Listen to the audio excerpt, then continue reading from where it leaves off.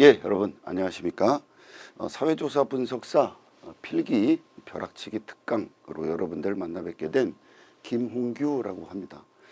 이번 시간은 제1과목 조사 방법과 설계부터 여러분과 함께 간략히 핵심적인 내용들 살펴보도록 하겠습니다. 먼저 제 소개 간략히 드리겠습니다. 자격사항으로 사회조사 분석사 2급, 경영지도사 마케팅 부문, 데이터 분석 준전문가 등이 있고요. 주요 양력으로는 한진그룹, 메리츠금융그룹, 미국 프루덴셜 파이낸셜, 한화그룹 이렇게 거치면서 주로 금융증권 부문의 일을 담당을 했습니다. 강의 이력으로는 해커스 사회조사 분석사 1, 2차 전 과목을 강의를 하고 있고요. 해커스 경영아카데미의 경영지도사 1차 조사방법론 그리고 2차 시장조사론 강사를 담당을 하고 있습니다. 그리고 기타 한국지식산업혁신재단 경영지도사 1, 2차 강사, 또 삼성전자 경력컨설팅센터 위탁교육 강사 등을 역임한 바 있습니다. 자, 다음은 오늘 특강의 성격을 같이 살펴보도록 하겠습니다. 오늘 특강은 여러분들께서 필기 본교재 또는 강의가 있겠죠. 거기에 대해서 1차적으로 학습 완료를 하셨다라는 것을 전제합니다. 그래서 이 전제하에 주요 핵심적 부분, 핵심적 사항 이런 것들에 한정해서 간추리는 형식으로 같이 살펴보도록 하겠다라는 말씀을 먼저 안내를 해드립니다. 그러면 핵심적 부분, 사항, 이것이 과연 무엇이냐라는 것은 여기에 제가 정의를 했는데요. 합격선에 닿기 위해서 최소한 이 정도는 알아야 하는 핵심 내용들이다라고 정의를 내렸습니다. 따라서 1차적 학습 완료를 전제하고 합격선에 닿기 위한 최소한의 핵심적 부분, 사항들 이런 것들을 키워드 중심으로 간략한 리뷰의 성격으로 함께 살펴보도록 하겠고요. 이 범위를 넘어가는 깊고 상세한 설명, 이것은 본교재나 강의를 참조를 하시면 되겠습니다. 다만 여기에서 조금 더 세부 내용이 필요한 부분들, 그것은 같이 진행을 해보시면서 보시겠지만 확대경이라는 슬라이드를 따로 만들어서 거기에서 제가 추가 설명하는 형식을 취했습니다. 자, 이제 제1과목 조사 방법과 설계, 제일 첫 번째로 과학적 조사에 관한 핵심 내용들입니다.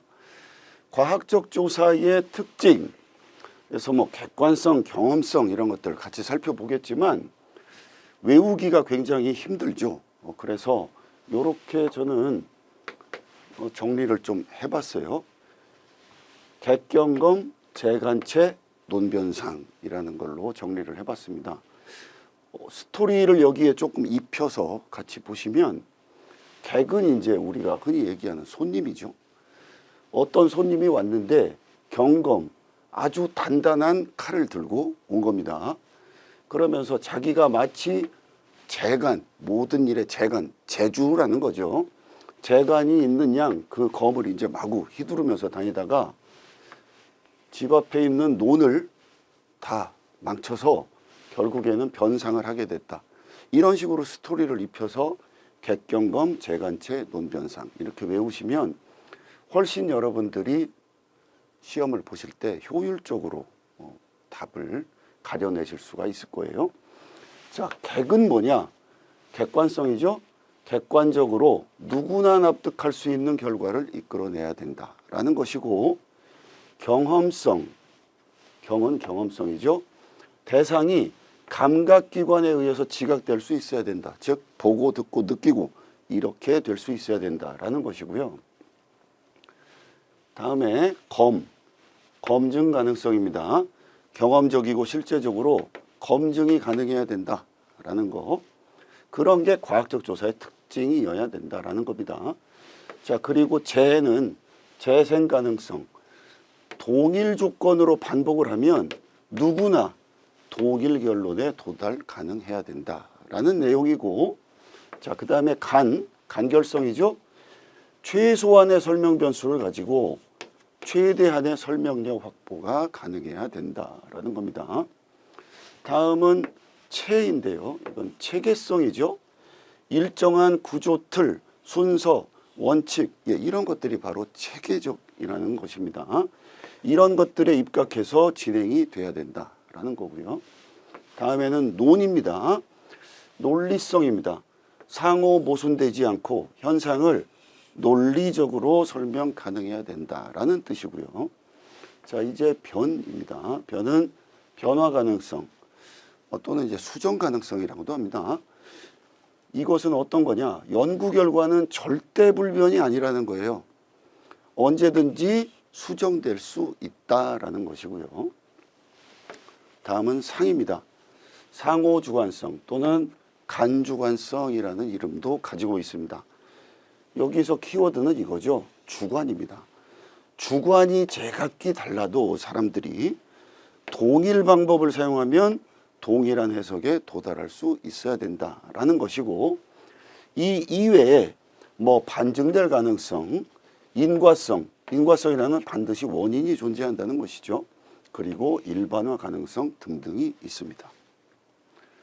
자, 다음으로는 과학적 조사의 패러다임입니다. 패러다임은 크게 이렇게 두 가지로 실증주의, 해석주의 나눌 수 있고요. 실증주의라는 것은 키워드만 보시면 실험을 강조하고 양적 방법을 선호한다. 이 양적 방법이라는 건 숫자를 연상하시면 되죠. 따라서 이런 특성을 가지고 객관성, 일반화 이런 것들을 강조하는구나 라고 우리는 이해할 수 있습니다. 자, 다음으로는 해석주의인데요. 해석주의는 이런 숫자가 아니라 말, 글 이런 것들입니다. 정의를 보면 주관적 의식을 중요시하고 질적 방법 이런 것들이 바로 말, 글이죠. 예를 든다면 예를 들어서 어떤 사람과 장시간 인터뷰를 하고 그 내용을 기록을 하는 겁니다. 말이나 글로 되어 있겠죠. 자, 그래서 어떤 현상의 원인이 뭐냐라고 할 때 그걸 주관적 의미에 대한 해석, 이해 이런 것들을 통해서 설명한다라는 패러다임입니다.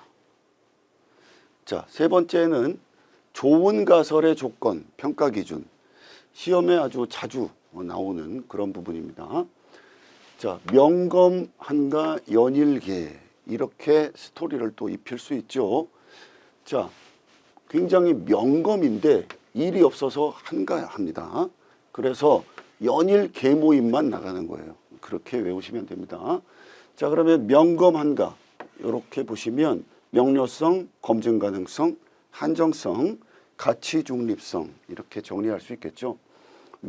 명료성, 용어들의 의미가 간단 명료하고 명백하게 표현돼야 한다라는 것이고, 검증 가능성은 두 번째, 실증적 또는 경험적으로 검증이 가능해야 된다.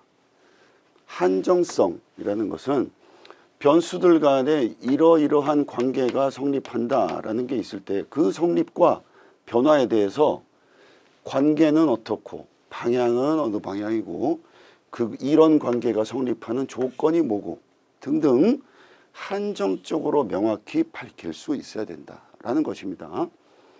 가의 가치 중립성은 연구자의 가치, 편견, 주관적 견해 이런 게 끼어들면 안 된다. 즉 배제되어야 된다라는 것이죠.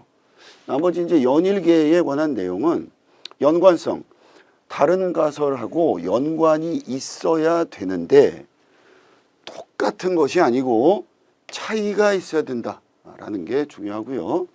일반화 가능성은 입증된 결과에 일반화가 가능해야 된다. 당연한 이야기고요. 계량화 가능성은 통계적 분석이 가능하게 숫자 등으로 계량화될 수 있어야 한다라는 겁니다. 그 밖에 입증의 명백성, 이건 무엇이냐? 개념들이 명백하게 입증 가능해야 된다라는 것이고, 가설 자체가 개연성을 가져야 된다. 즉 원인과 결과 사이의 개연성이 높아야 된다라는 이야기입니다. 자, 4번에 과학적 연구의 논리입니다. 연역적, 귀납적 이렇게 나와 있는데요. 제가 여기에 그 삼각형을 하나 그려놨죠. 역삼각형인데요. 이 맨 위에가 굉장히 넓은 범위의 이론이라고 하고요. 여기가 이제 관찰이나 이런 좀 더 좁은 범위라고 하면 이렇게 내려오는 게 연역적 논리고요. 여기서 위로 올라가는 게 귀납적 논리입니다. 그렇게 외우시면 돼요. 연역적이라는 건 그러면 어디서 출발할까요? 여기서 출발하겠죠. 이론, 가설, 그다음에 관찰, 검증 해서 결론까지 가는 겁니다. 따라서 선, 이론, 후 조사의 성격을 갖는 것이고 실증주의적 성격이라는 거, 그리고 장점은 어떤 장점이 있을까요? 실제 연구 없이 논리적인 검증으로 하죠. 따라서 효율적이라는 장점은 있다.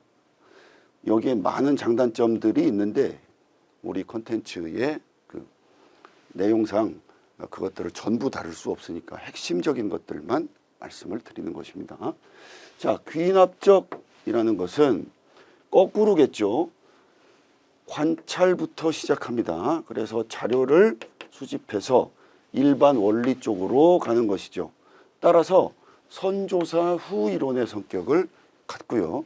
뭔가를 탐색해 나가는 탐색적 연구의 성격을 갖습니다. 한계점은 어떤 게 있을까요? 아무래도 이 관찰이 한정된 수의 제한적 관찰이겠죠. 그런 한계점이 있다라는 거 알아두시면 되겠습니다. 자, 다음은 분석 단위입니다. 분석 단위의 종류들, 뭐 개인, 집단, 프로그램 이런 것들이 쭉 있죠. 여기서 이제 사회적 생성물이라는 단어도 나오는데요. 문화적 요소 플러스 뭐 사회적 어떤 상호작용 이런 것들이죠. 음악이나 뭐 직업활동 이런 등등등입니다. 자, 이제 이 분석 단위에서 발생할 수 있는 오류를 크게 이렇게 두 가지로 나눈다면 개인주의적 오류가 있고요. 생태학적 오류가 있습니다. 개인주의적 오류는 여기 개인이 이렇게 있고 이런 그림을 상상하시면 돼요. 개인을 분석 단위로 한 연구 결과를 집단에 적용을 한다라는 거. 그게 개인주의적 오류고, 이 생태학적 오류는 거꾸로입니다. 이렇게 이런 모습이 되겠죠. 집단을 분석 단위로 한 연구 결과를 집단 속의 개인에 적용한다. 이렇게 그림으로 외우셔도 쉽게 외우실 수가 있습니다. 자, 그 밖에 축소주의적 오류 또는 환원주의적 오류라고 하는 것이 있는데, 이거는 필요한 변수 개념의 종류를 지나치게 한정시키거나 한 가지로 환원시키려는 오류라고 하는데, 예를 들어 어떤 현상이 있다 그러면 이걸 경제학자, 이 경제학자가 이걸 분석을 할 때 여러 가지 이제 이슈들을 다 경제학적으로 해석을 하려는 그런 오류들이구나라고 생각을 하시면 되겠습니다. 자, 이제 과학적 조사는 같이 살펴봤고요. 이제 조사 쪽으로 가보겠습니다. 자, 조사의 종류. 이 조사의 종류를 조사의 목적에 따라서 분류를 하면 이렇습니다. 탐험, 기술, 인과관계 조사 이렇게 나눌 수가 있죠. 탐험 조사는 연구자가 연구하려는 문제에 대해서 아는 것이 별로 없을 때, 잘 알지 못할 때, 이럴 때 통찰과 아이디어, 이게 키워드죠. 통찰과 아이디어를 얻기 위한 조사입니다. 그럼으로써 예비적인 지식을 확보하려는 목적이겠죠. 자, 유형은 문헌조사, 전문가 의견조사, 사례조사, 표적집단 면접법 해서 문전사표, 누군가의 문전에 사표를 낸다. 예, 이렇게 생각하시면 되는데, 문헌조사는 말 그대로 문헌을 조사하는 것이고요. 전문가 의견조사, 전문가 의견을 조사하는 거고, 사례조사는 소수의 케이스 스터디를 하는 겁니다. 소수의 유사한 상황이나 사례, 이것들을 좀 더 깊이 있게 연구를 하는 것이고, 표적 집단 면접법에 대해서는 뒤에 말씀을 드리겠습니다. 자, 그 다음에 기술 조사가 있습니다. 이거의 키워드는 요약 기술입니다. 현상을 요약 기술하는 것이다. 이렇게 두 가지로 갈라질 수 있죠. 횡단 조사와 종단 조사의 유형들이 있습니다. 횡단 조사는 한 시점에 조사한다 라고 외우시면 되고, 대표적인 유형이 서베이 조사가 있고요. 종단 조사는 이렇게 한 시점의 모든 변수에 대한 자료 취득하는 것이 아니고 2번 이상의 시점, 즉 여러 번 한다라고 생각하시면 됩니다. 패널 조사, 추세 조사, 코호트 조사가 있습니다. 상세 내용은 뒤에 말씀을 드리겠습니다. 그 다음에는 인과관계 조사죠. 설명적 조사라고도 하는데, 인과관계 조사는 그 제목처럼 원인과 결과의 관계, 이걸 통해서 인과관계를 규명하는 조사다라는 겁니다. X와 Y 사이, X가 원인이고 Y가 결과면 이 둘 사이에 존재하는 인과관계를 규명한다라는 겁니다.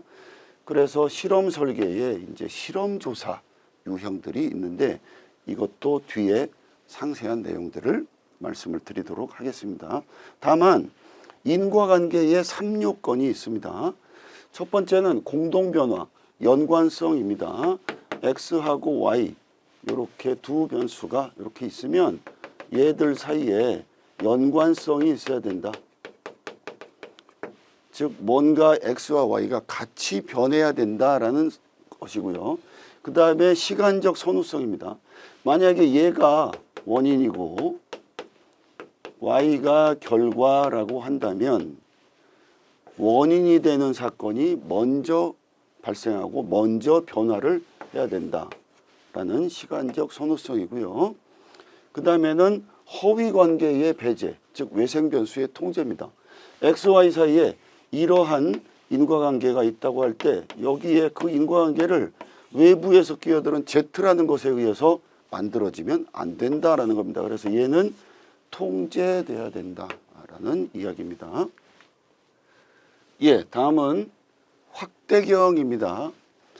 앞에서 강의 소개를 드릴 때 좀 더 세부적인 사항들을 이 슬라이드에서 말씀을 드리겠다라고 미리 말씀을 드린 바 있는데요. 앞에서 봤던 패널 조사, 추세 조사, 코호트 조사, 그리고 서베이 조사에 관해서 조금 더 세부적인 내용들입니다. 자, 패널 조사는 동일 집단을 반복 조사하는 겁니다. 즉, 패널이라는 동일 집단을 이렇게 픽스를 해놓고요.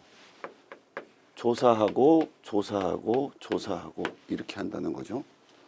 자, 추세 조사는 동일한 전체 모집단 내 변화를 조사하는 거고요. 매번 새 표본을 뽑습니다. 뭐 어떤 거냐면 이렇게 동일한 전체 모집단, 예를 들어서 우리나라 국민이다 했을 때 이렇게 뽑아서 조사하고 이렇게 뽑아서 조사하고 이렇게 한다는 거예요. 매번 새 표본이죠. 대표적인 게 바로 선거 여론조사입니다. 그 사람들을 계속 조사하거나 그러지 않죠. 30대 남녀라고 하면 이렇게 뽑고 이렇게 뽑고 이렇게 뽑고 이렇게 한다는 겁니다. 자, 추세조사 중에 가끔 시험에 나오는 것이 질적 방법에 의한 미래 예측이라는 내용이 있어요. 거기에서 이제 델파이 기법이라는 게 나옵니다. 델파이 기법은 익명 집단의 상호작용, 의견 반복 전달 이렇게 정의를 할 수가 있는데, 이 내용을 조금만 더 설명을 드리면 익명 집단의 상호작용, 여러 사람들이 모여 있는데 이 사람들의 익명성을 보장합니다. 예. 이래 놓고 의견들을 계속 이 사이에서 그 반복 전달하는 거예요. 이 사람의 의견, 이 사람의 의견, 이 사람의 의견을 계속 반복 전달해서 결국 이런 과정을 거쳐서 의견이 어떤 한 방향으로 수렴하는, 예, 그런 익명 집단의 상호작용이다라는 거 기억하시면 되고요. 자, 이 다음에 코호트 조사입니다. 코호트 조사.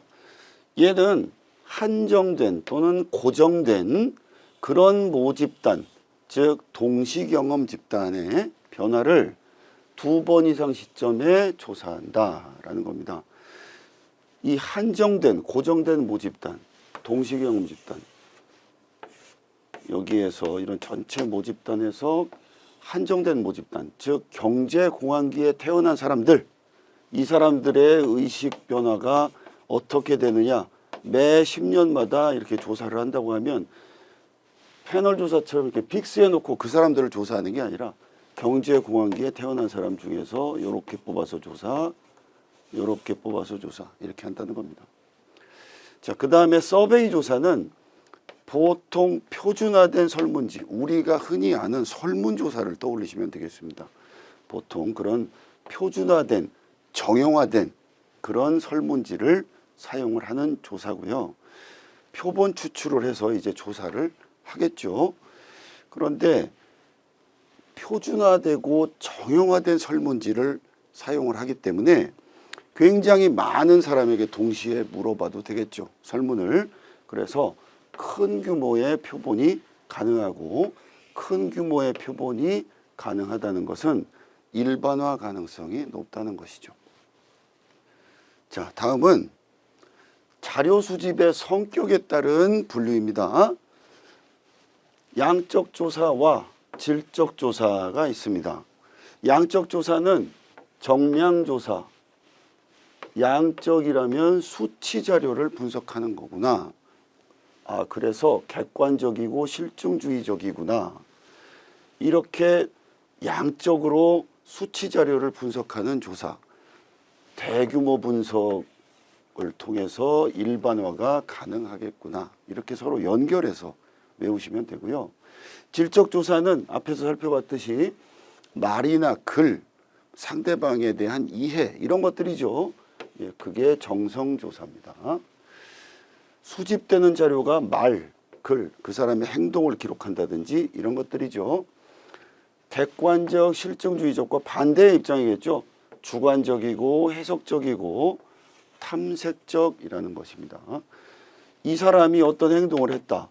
이 사람의 준거틀이 어떠했구나. 그래서 이런 행동을 했구나. 라고 행위자의 준거틀에 입각한 이해. 자, 이러다 보니 소규모 분석을 할 수밖에 없겠죠. 따라서 일반화에 어려움이 있다라는 것입니다. 자, 연구 대상의 범위에 따른 분류는 전수조사와 표본조사입니다. 전수조사는 모집단 전체를 조사하는 거고, 예를 들어 인구 센서스를 떠올려 보시면 되겠습니다. 표본조사는 모집단 일부를 뽑아내서 조사하는 거죠. 여기 모집단이 있으면 일부를 뽑아내서 조사한다. 이 과정을 표본 추출이라고 하고요. 이 모집단 전체를 조사하지 않고 일부, 대신에 이제 모집단을 잘 대표할 수 있어야 되겠죠. 예, 그런 측면에서 경제적이고 신속성이다. 신속성이 있다라고 말씀드릴 수 있습니다. 자, 연구자료의 원천에 따른 분류를 보면 1차 자료와 2차 자료로 나눌 수 있는데, 1차 자료는 연구자가 직접 수집한 자료입니다. 자기가 설문지를 만들고 자기가 여러 사람 접촉을 하면서 조사한 데이터, 이렇게 떠올리시면 돼요. 당연히 시간과 비용이 소요되고 설문지를 만들거나 이럴 때 전문적인 지식이 필요하겠죠. 자, 2차 자료는 인터넷에서 어떤 자료를 내가 조사하거나 이런 겁니다. 다른 연구자가 기존에 작성한 자료, 단 연구 목적이 똑같지는 않겠죠. 그래서 다른 연구 목적의 자료입니다. 빠른 수집과 시간과 비용이 절약이 되겠죠. 당연히. 그리고 전문 지식 이런 게 없어도 가능하다라는 특징을 갖습니다. 예, 5번째는 이제 실험조사입니다. 자, 실험조사는 통제된 상황에서 상태를 조작하는 겁니다. 여기서의 조작은 실험 처치를 얘기하는 겁니다. 즉 매니플레이션이나 이런 게 아니고 트리트먼트를 얘기하는 거예요. 그래서 변수 간의 관계를 검증하는 것이다. 요소들이 이렇게 있죠. 첫 번째가 독립변수의 조작입니다. 조작에 대해서는 방금 설명드렸죠. 독립변수를 의도적으로 특정 시기에 실행시키는 거예요. 그래서 종속변수의 변화를 관찰한다라는 것이고, x, y 사이에 이렇게 외생변수가 끼어들어서 이 전체적인 종속변수의 변화에 영향을 주면 안 되니까 얘는 통제를 하는 것이고, 그 다음으로는 무작위, 즉 랜덤 할당을 합니다. 무작위라는 것은 어떤 걸 떠올리시면 되냐면 뭐 난수표를 이용한다든지 추천법을 사용한다든지 이런 모습을 떠올리시면 돼요. 조사자가 자기의 주관적인 의도에 개입 없이 철저하게 아주 객관적으로 뭐 어떤 자기 주관을 배제하고 표본을 뽑고 뭐 실험적인 배치를 하고 이럴 수 있겠죠. 그래서 무작위 할당 중요하고요. 자, 비교라는 것은 실험 집단하고 통제 집단의 결과값을 비교를 하는 건데, 실험 집단은 조작하는 겁니다. 즉 위에서 말씀드렸던 트리트먼트, 실험적 처치를 하는 집단이고, 통제 집단은 이러한 실험적 처치를 하지 않는 집단입니다. 자, 이 예를 여기에서 설명을 조금 제가 적어놨어요. 자, 예시, 광고, 이게 실험 처치입니다. 이게 트리트먼트입니다. 여기서는 엑스페리먼트라는 것에 기호로 X라고 표현을 해놨어요. 광고를 보여주고 전후의 선호도 변화를 조사하는 실험. 즉 실험 집단은 이 X 트리트먼트를 가하겠죠. 여기에는 광고를 보여줍니다. 그런데 광고를 보여주기 전에 여기서 선호도 측정을 하는 거예요. 그리고 광고를 보여준 후에 선호도가 어떻게 달라졌냐를 보는 겁니다. 통제 집단은 이 X 트리트먼트를 가하지 않는 겁니다. 그래서 이 시점에서 선호도가 둘 다 10이었다. 그런데 실험 집단이 광고를 보고 나더니 선호도가 20이 되고, 통제 집단은 그대로 10이었다면 20과 10의 차이인 플러스 10만큼이 실험 효과죠. 즉 광고를 본 효과입니다. 자, 다음은 실험의 내적 타당성을 저해하는, 이 내적 타당성에 대해서는 뒤에 상세히 말씀을 드리겠습니다. 이런 외생 변수들의 종류들입니다.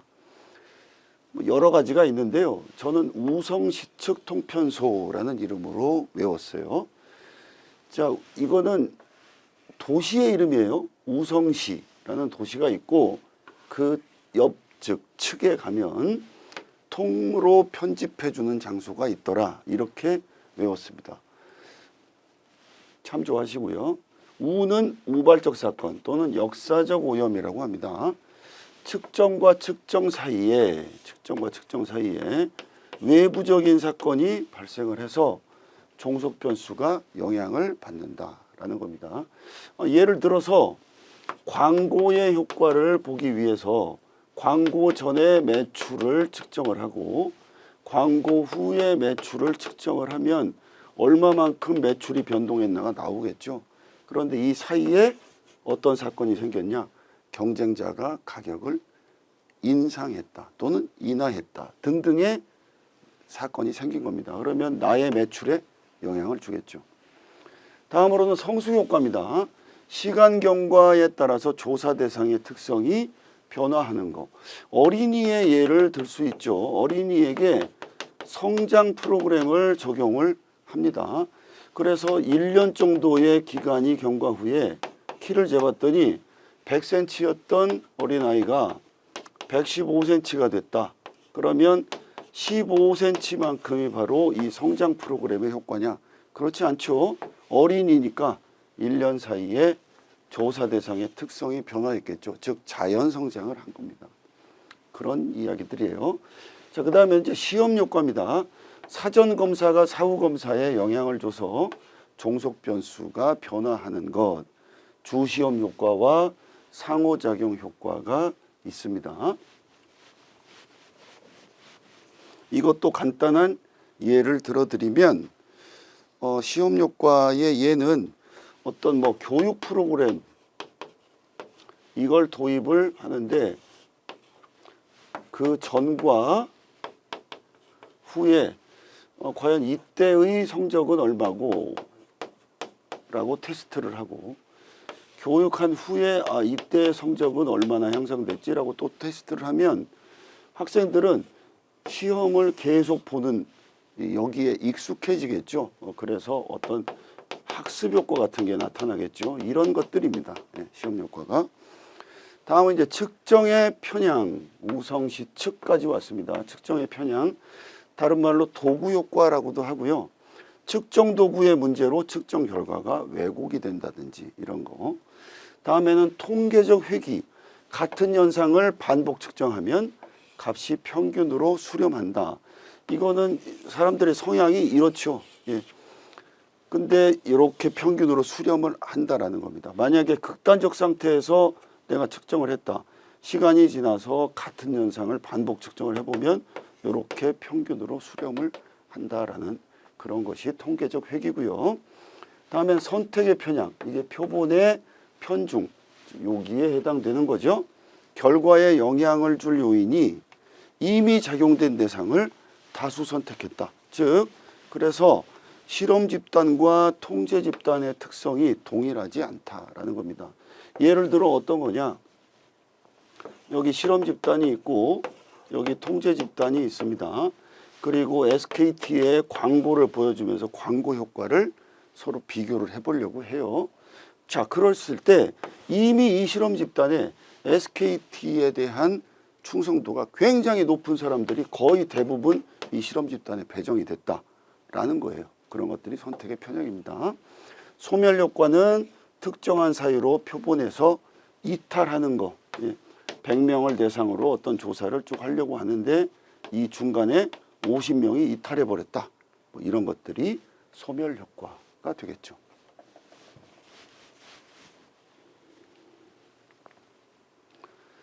자, 외생변수의 통제 방법입니다.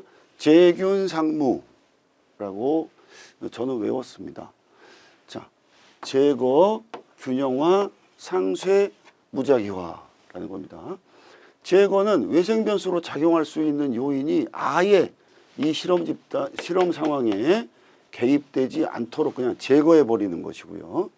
균형화는 예상되는 외생변수의 영향을 동일하게 받을 수 있도록 실험 통제 집단을 선정을 하는 것입니다. 예를 들어서 연령이라는 외생변수가 영향을 미치겠다. 외생변수로.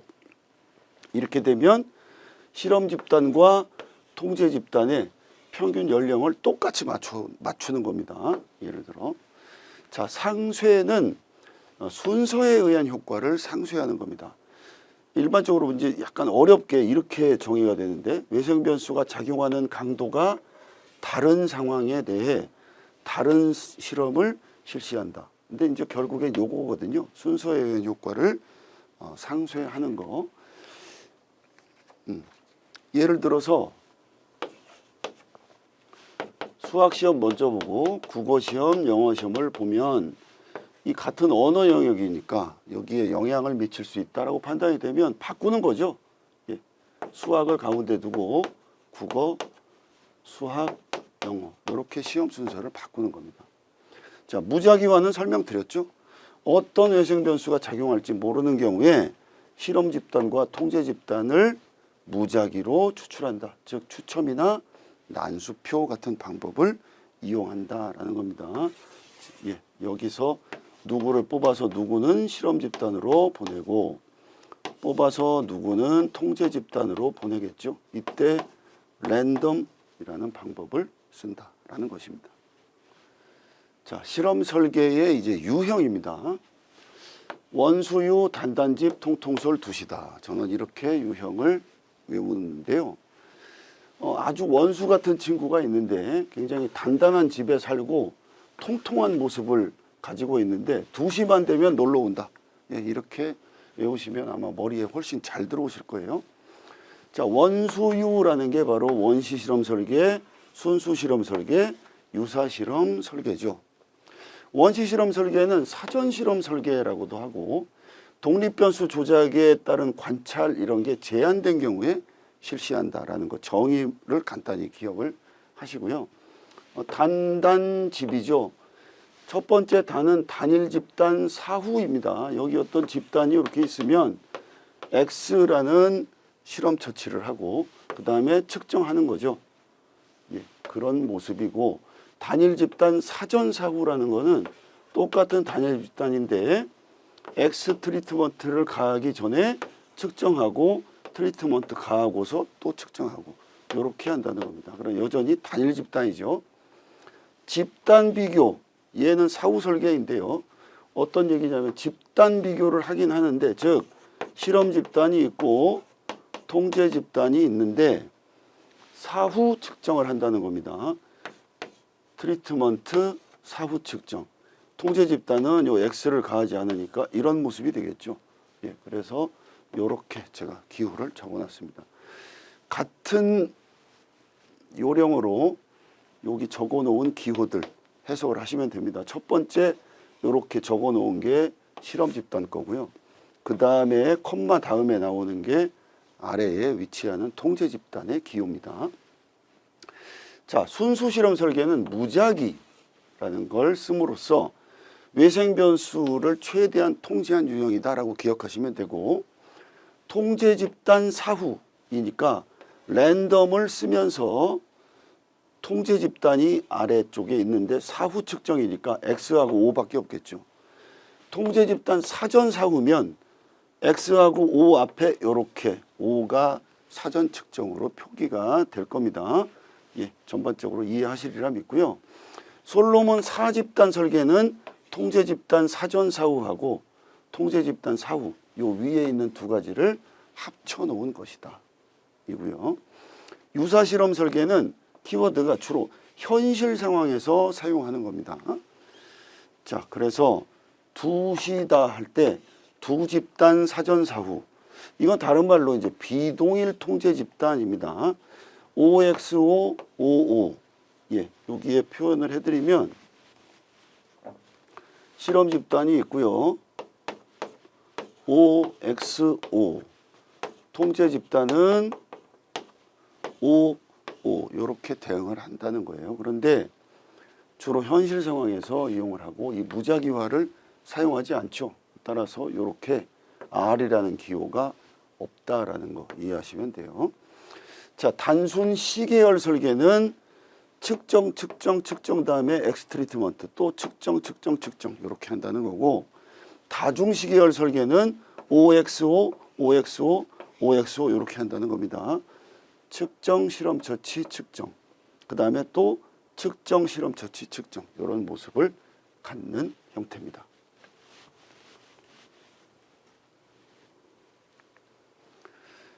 자, 이제 정성조사의 부분으로 넘어왔습니다. 정성조사는 우리가 앞에서 일단 살펴봤듯이 토론, 대화, 기술, 뭔가 말, 글 이런 것들이죠. 그것에 의해서 자료를 수집하는 것이고 질적 조사죠. FGI 정성조사, 시험에 아주 자주 나오는 부분입니다. 표적 집단 면접법이라고도 하고 또는 초점 집단 면접법이라고도 하죠. 그것과 심층 인터뷰의 큰 두 가지로 나눌 수 있습니다. 자, FGI 정성조사는 한두 명의 사회자가 진행을 해요. 그런데 여기에 이제 참여하는 사회자가 여기 있고 이렇게 전문 지식을 가진 소수의 참여자들이 이렇게 참여를 해서 어떤 특정 주제를 놓고 자유롭게 토론하는 겁니다. 대면 집단의 상호작용이라고 볼 수 있죠. 자, 그러면 이런 여러 가지 이야기들을 하니까 새로운 아이디어를 발견 가능하겠죠. 이런 등등의 장점이 있습니다. 그런데 이 데이터들을 누군가 이제 기록을 쭉 해서 이게 자료로 이제 수집이 될 텐데 누가 어떤 말을 했다. 누가 어떤 행동을 했다. 이런 것들이 쭉 있을 거 아닙니까? 자, 그런 것들을 분석하는 관점에서 조사자의 주관이 개입하겠죠. 그런 등의 한계점이 있다라는 거고요. 심층 인터뷰는 전문 면접원이 한 명 또는 소수의 피면접자를 만나서 탐사 방식에 의해서 제목처럼 깊게 질문을 하는 형식은 자유로운 대화를 나누는 그런 인터뷰입니다. 심층적인 의견 수집 가능하겠죠. 그런데 면접자가 피면접자에게 영향을 미칠 수 있겠죠. 그런 면접자의 영향 이런 것들이 한계점이다라고 정리를 할 수 있습니다. 이제 질문지 쪽으로 넘어오겠습니다. 질문 작성 시의 유의사항들은 우리가 쉽게 이해할 수 있는 이야기들입니다. 읽기 쉽고 간결해야 된다. 명료하고 구체적이어야 된다. 응답자가 이해 가능한 난이도여야 된다. 그리고 이중적 또는 복합적 질문은 삼가해야 된다라는 이야기입니다. 이것은 A와 B에 대해서 만족하십니까? 이렇게 물어보지 말라는 거예요. A에 대해서 만족하십니까? 물어보고 B에 대해서 만족하십니까? 이렇게 물어봐야지 이렇게 이중적이고 복합적인 질문은 하지 말아야 된다라는 것이고요. 또 질문은 중립적이어야겠죠. 어느 쪽으로 치우친 것이 아니고 또 규범적 응답을 원하는 이런 것들은 억제를 하고 지나치게 자세한 응답 요구 하지 말아야 되고 응답자에 대해서 임의적 가정 이런 것들 하지 말아야 되고 적절한 언어 사용하고 특정 응답을 유도하지 말아야 된다라는 거 유의사항으로 기억하시면 되고 두 번째 질문 순서 배열에 있어서는 아주 쉽고 가벼운 것부터 앞에 배치합니다. 처음부터 굉장히 무거운 주제를 가지고 물어보면 안 되겠죠.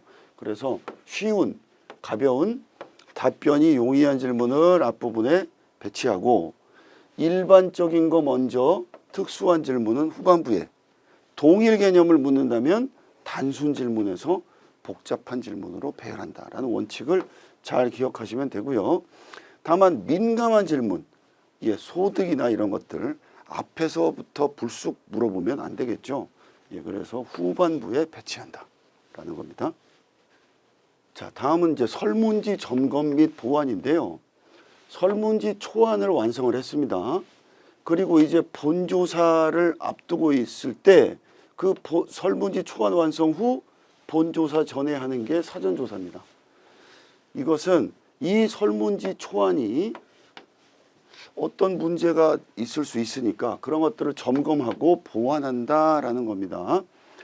일부 대상, 단 내가 조사하려고 하는 그 대상자들과 동일한 특성, 동일 자격을 갖춘 사람들 중에 일부에게 실시를 하고 본조사하고 동일 방법으로 해야 된다라는 게 중요하죠.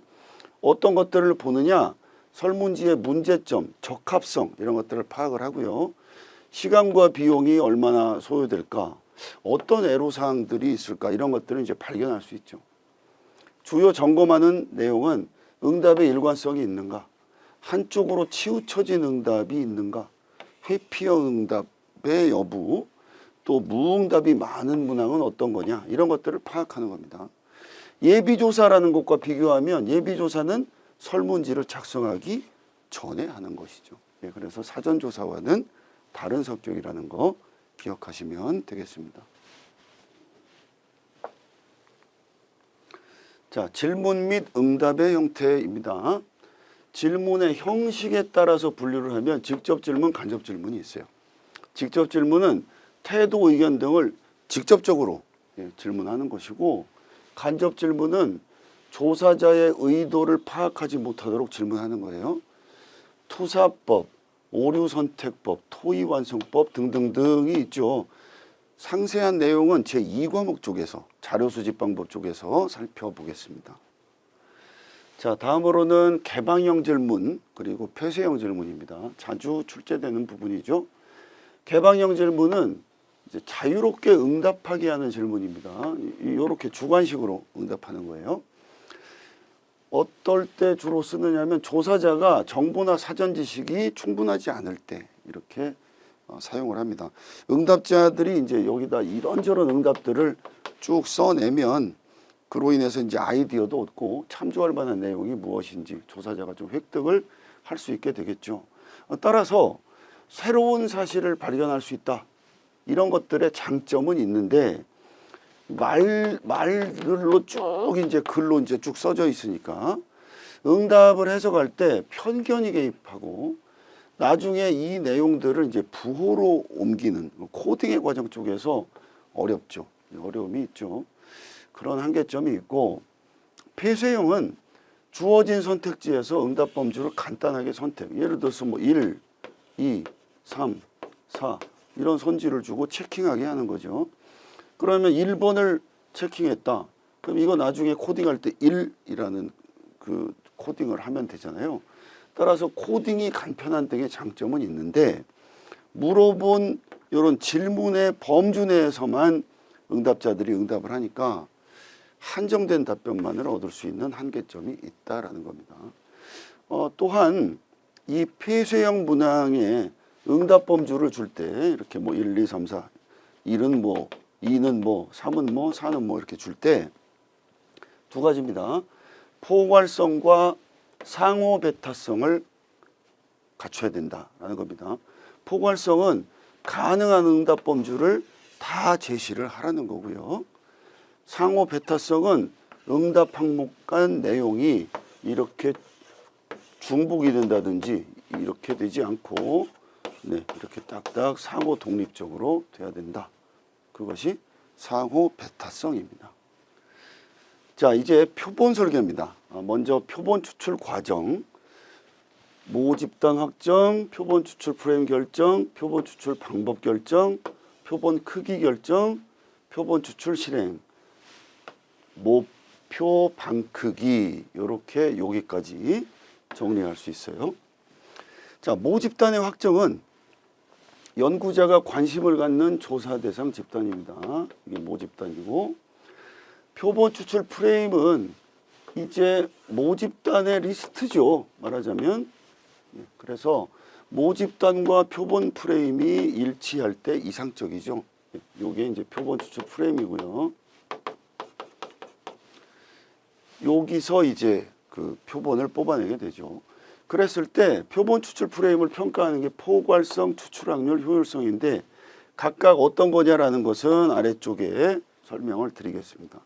포괄성이라는 거는 모집단의 얼마나 많은 부분을 얘가 잘 포함을 하느냐 그거고, 추출 확률은 개별 요소들의 추출 확률이 동일한가라는 것이고, 효율성이라는 것은 조사에 필요한 대상들만으로 여기 잘 포함이 되어 있느냐 그걸 얘기하는 겁니다. 자, 그 다음에는 이제 표본 추출을 어떤 방법으로 할 거냐라는 거. 이거는 뭐 내가 가진 예산이나 비용 또 허용하려는 오차 이런 것들을 잘 고려를 해서 결정을 해야겠죠. 뒤에 우리가 같이 살펴볼 확률 표본 추출 또는 비확률 표본 추출의 방법을 사용을 합니다. 그 다음에는 표본 크기를 결정하겠죠. 뒤쪽에서 또 보겠지만 여러 가지 고려사항들이 있어요. 이것과 통계적 방법 등등등 이런 것들을 적용을 해서 표본 크기를 결정을 한 다음에 표본 추출을 실행한다라는 내용이에요. 자, 이제 두 번째 표본 추출 방법. 표본 추출은 이제 표집이라고도 합니다. 이 방법을 보겠습니다. 무작위 여부로 분류합니다. 무작위를 쓰는 게 확률 표본 추출이고요. 무작위를 쓰지 않는 게 비확률 표본 추출이에요. 무작위를 쓰는 확률 표본 추출은 단층, 군체 또는 개 이렇게 앞글자 따서 외우시면 되고, 비확률은 편판, 할, 눈 이렇게 외우시면 돼요. 단층, 군체, 체는 개라고도 하기 때문에 이렇게 괄호로 해놓은 거예요. 어떤 거냐? 단순 무작위, 층, 층화, 군집 또는 집락이라고도 하고요. 체계적 또는 계통적 표집이고요. 판, 할, 눈의 편은 편의, 판은 판단, 할은 할당, 눈은 눈덩이 또는 누적 표집이라고도 하죠. 자, 확률 표본 추출은 어떤 거냐? 말씀드렸듯이 무작위를 씁니다. 따라서 객관적 확률이고 객관적인 확률 베이스로 되어 있기 때문에 표본 오차 추정이 가능해요. 그리고 무작위나 이런 객관적 확률을 썼기 때문에 어느 쪽으로 이렇게 편향되지가 않았겠죠. 이쪽으로 확 쏠렸다거나 이게 아니고 이렇게 골고루 잘 뽑혔다라고 생각하시면 돼요. 따라서 이걸 가지고 모수를 추정할 때 어느 쪽으로 쏠리지 않겠죠. 그래서 모수 추정에 편의가 없고 이런 요인들로 인해서 대표성과 일반화 오케이, 시간과 비용이 소요되는 게 단점. 이렇게 전반적인 그림을 그리시면 됩니다. 자, 그 단층 군체에 대해서는 말씀드렸고요. 비확률은 이런 모습하고 반대다라고 생각하시면 돼요. 무작위 쓰지 않음. 그럼 뭘 쓰냐? 편의, 주관, 의도적. 따라서 표본 오차 추정 불가, 모수 추정에 편의가 있고 대표성과 일반화 제약되고 시간과 비용은 절약이 된다. 이 확률 표본 추출은 이러한 무작위 뭐 이런 방법들을 쓰기 때문에 시간과 비용이 소요되지만 비확률은 그걸 쓰지 않기 때문에 그냥 편의적, 주관적, 의도적으로 뽑아내기 때문에 시간과 비용은 상대적으로 절약할 수 있다라는 맥락으로 이해하시면 되겠습니다. 자, 이제 확대경입니다. 확대경은 앞에서 우리가 단층 군체, 편판 할룬을 봤는데요. 그것들을 조금 더 상세하게 설명을 드리는 부분입니다. 자, 단순 무작위는 무작위 개념 그대로 난수표, 추천법 이런 것들을 사용을 한다라는 거. 그래서 그냥 단순하게 뽑아내는 거니까 모집단에 대한 사전 지식 같은 거 없어도 된다.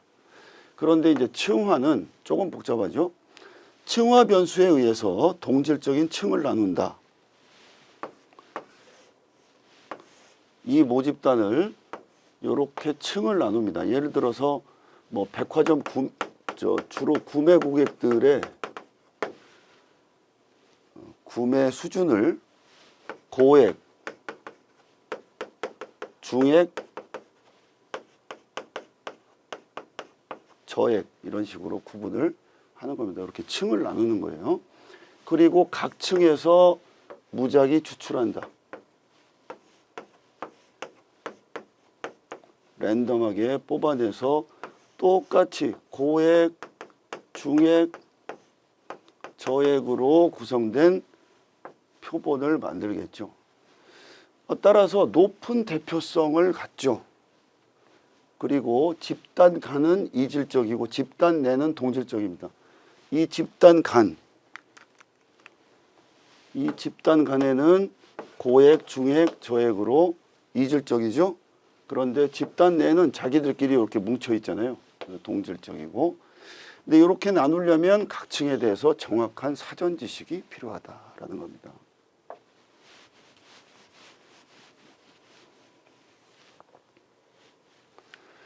예, 다음으로는 이제 군집 표본 추출인데요. 모집단이 유사한 소그룹으로 구성되어 있을 때, 즉 어떤 백화점이 전국에 이렇게 쭉 지점들이 있다고 하면 이들은 대략 비슷하겠죠. 그래서 이제 유사한 소그룹이고 요 중에 한 개나 몇 개를 뽑아내서 조사를 한다라는 거예요. 그러면 이들 각각의 집단은 유사하니까 집단과는 동질적이고 집단 내에는 다양한 요소들을 포함하고 있을 테니까 뭐 연령별로도 다양하고 이렇겠죠. 그래서 이질적인 특성. 그런데 군집 단계가 많아지면 많아질수록 즉 여기서 뽑고 또 여기서 또 2단계 추출하고 또 추출하고 이런 식으로 군집 단계가 많아지면 점점 에러가 누적돼서 표본 오류의 발생 가능성이 높아진다라는 것이고요. 다음은 이제 체계적 표본 추출인데요. 번호를 부여한 다음에 일정한 표집 간격에 의해서 표본을 추출한다. 첫 구간은 무작위로 뽑아낸다. 이건 이렇게 쭉 있으면 10단위로 이렇게 뽑아내는 거죠. 10간격으로. 그래서 여기서 뽑고 여기서 뽑고 여기서 뽑고 이렇게 한다는 얘기입니다. 근데 만약에 모집단 배열이 일정한 주기성이나 특정 경향이 있으면 대표성 문제가 발생 가능하다. 즉 이렇게 데이터에서 10번째, 그 다음 10번째, 그 다음 10번째 이렇게 뽑아내는데 만약에 이 데이터가 7이라는 주기를 가지고 있다. 거기서 이렇게 뽑아낸다면 표본이 모집단에 대해서 대표성을 갖기가 힘들겠죠. 자, 그 다음은 편판할눈. 네, 편의, 판단, 할당, 누적, 눈덩이죠. 자, 편의는 그냥 자기가 편리한 대상 편의대로 정해서 시간과 공간 정해서 추출하는 겁니다. 시간 비용 절약은 가능하겠지만 일반화 가능성은 뚝 떨어지겠죠. 판단은 조사자의 판단하에 표본을 선정해서 추출하는 건데 이 판단을 하는 과정에서 조사자의 주관이 개입해서 결과 일반화가 어렵겠죠. 할당은 모집단을 일정한 범주로 나눠요. 그래서 각 범주에서 사전에 정해진 기준, 비율에 따라서 추출을 하는데 주관적으로 할당한다는 겁니다. 비확률 표본 추출의 방법이니까. 이것은 예를 들어서